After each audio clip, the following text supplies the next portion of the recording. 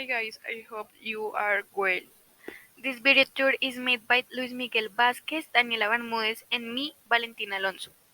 Where we will present information and portrait of graffiti tour and its importance for the culture in Colombia. Here we were going by Transmilenio to the Aguas station. The group Yuma 3 we met in the Journalist Park. We started the tour in the Santa Fe neighborhood. To start, it's important to mention that the first record of graffiti occurred in Philadelphia, mainly made by young people who met to eat cornbread. On the other hand, here in Colombia, two major graffiti is carried out in the Torre Graffiti group, where one of the most important groups of graffiti artists is APC, Animal Power Colombia. Hello guys. At this moment we are in the Journalist Park where we can appreciate a very peculiar and beautiful graffiti at the same time. Here we can appreciate a very distinctive art where the graffitis are made on the walls and doors of the houses, and it is beautiful or grateful in this neighborhood.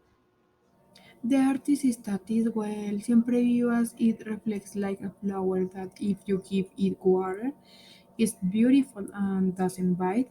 It also talks about women and shows that graffiti is opportunity to talk about ourselves and communities in general. This is a graffiti technique where we put a piece of paper on the wall and spray paint it on top. However, it should be noted that in Bogota, these and other types of graffiti are illegal, and it is a curiosity date.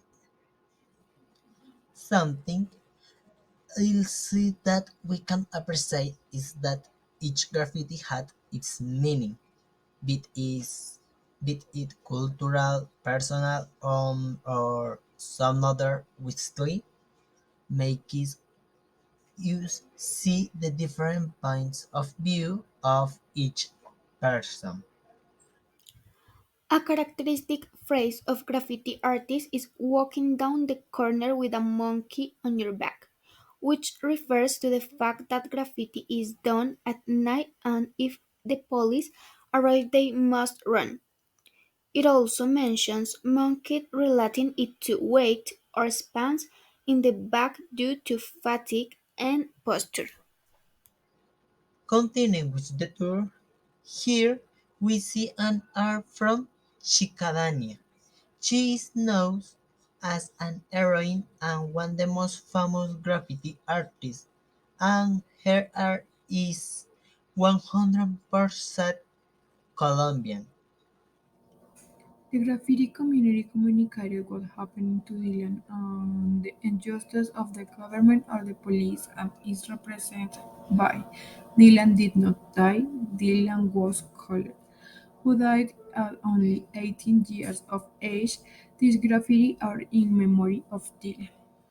The graffiti shows the false positive specifically to Raúl Carvajal, who was a military man, and his son Raúl Antonio.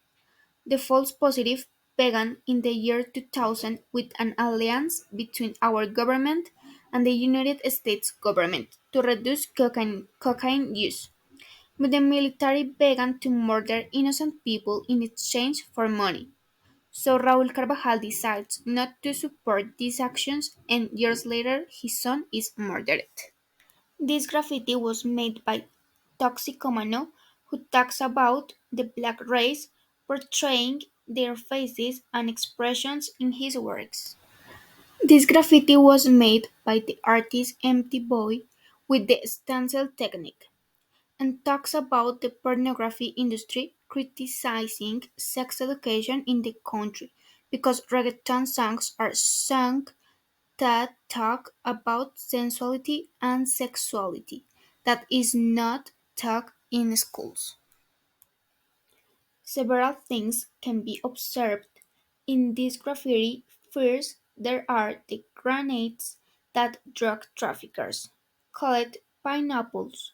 On the other hand, a peasant has a red scarf that is the color of socialism, and the woman refers to grandmothers and their role in the farms.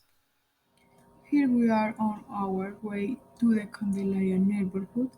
We pass through the environment's axis. In this wall, we can see a representation not so much of the Colombian culture, but of the different types of television program that we could see as children. And it is interesting to mention that this graffiti was done 3 years ago. This graffiti was painted by Bastardilla or Basta, which is her artist name. She is a woman who has been painted for 10 years and does it during the day, as well as being a very creative and recursive artist, since she did this graffiti with toilet brushes.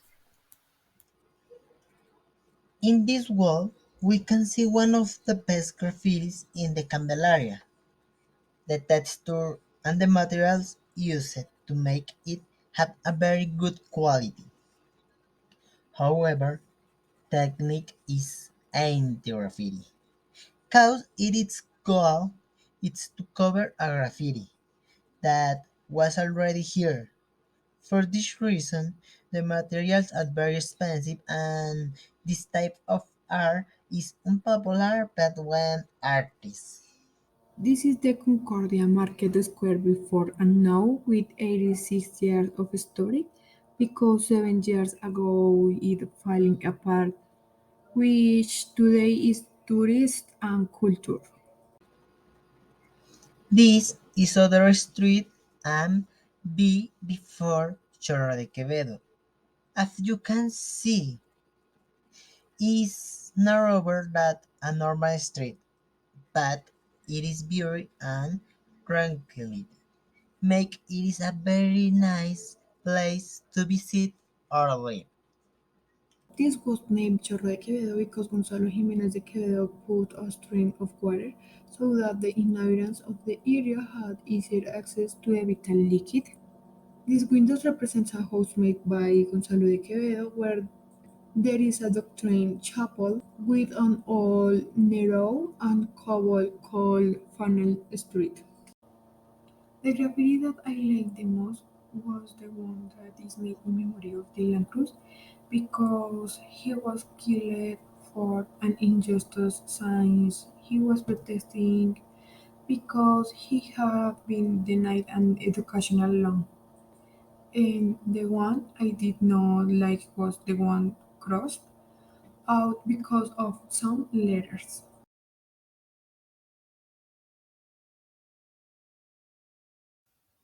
For me, the most beautiful graffiti on the tour is the one with the false positives because it represents what it means to fight and be faithful to your principles, and the other is that of the grandmothers because it represents and highlights the role and importance of women. And the I like it the least is the lyrics because it doesn't have a background or history.